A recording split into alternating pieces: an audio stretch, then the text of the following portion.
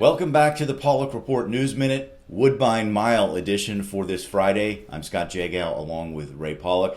The 23rd running of the Ricoh Woodbine Mile is on Saturday, part of a 10-race card that includes two other graded stakes, the Northern Dancer and the Canadian.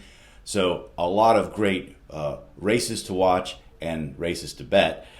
Speaking of that, what jumps out to you after looking at this 11-horse field for the mile? Well, I think, first of all, that God Stormy is probably a deserving favorite coming off of a nice win against Colts in the four-star David Saratoga. But a horse that it kind of jumps off the page at me is Silent Poet. He's 5 for 7 on the turf course there. Now, that's pretty strong. 5 wins out of 7 with 2 seconds. Trained by Nick Gonzalez, who's a top conditioner up there. Silent Poet is only gone around a ground twice and has failed both times.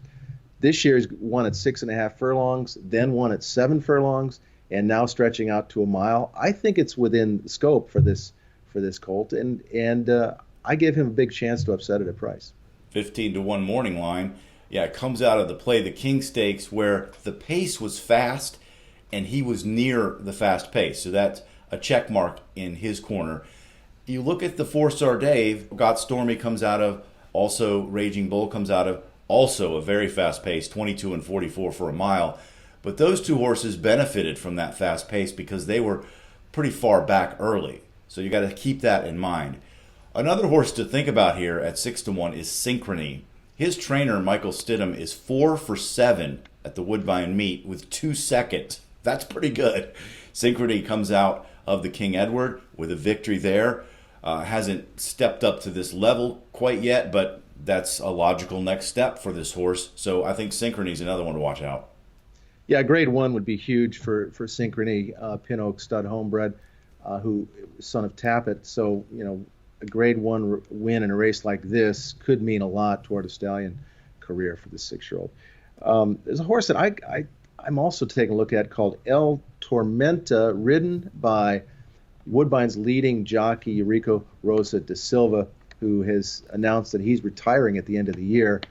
No one rides that turf course better than him. And I think that even though he's a long shot, and this has not been a race for long shots in recent years, I think you have to give him a look too.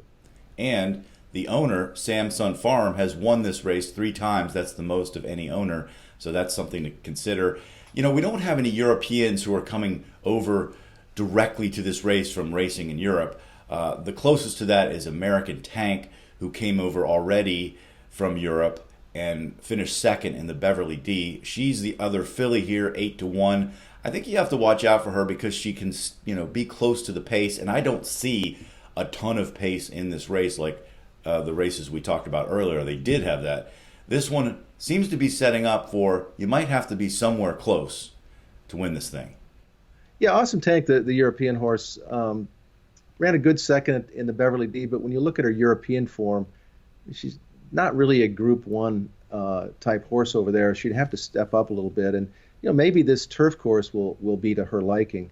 And as you said, her best chance would be from fairly close to the pace. Well, who are you landing on? Well, I'm going to go with Silent Poet because I just think this is a horse for the course. Home field advantage, obviously been stable up there. I like the fact that his 2 races this year are gradually lengthening, and I think he can handle a mile. That's anything more than that maybe is too much, but I think a mile is within his scope, and I like him to win. I'm going to go with a long shot as well. I'll go with Synchrony, 6-1 morning line. Hopefully he floats up a little bit. A lot of money is going to come in on Got Stormy, and she's obviously the horse to beat. I have enough questions about her as a favorite at 8-5 or lower that I'd probably lean toward going with a long shot like Synchrony. And don't forget, Naira's cross-country pick 5 is on Saturday, and it includes all 3 of the greatest stakes races at Woodbine. So lots to look forward to. Thanks so much for joining us on the Paulick Report News Minute.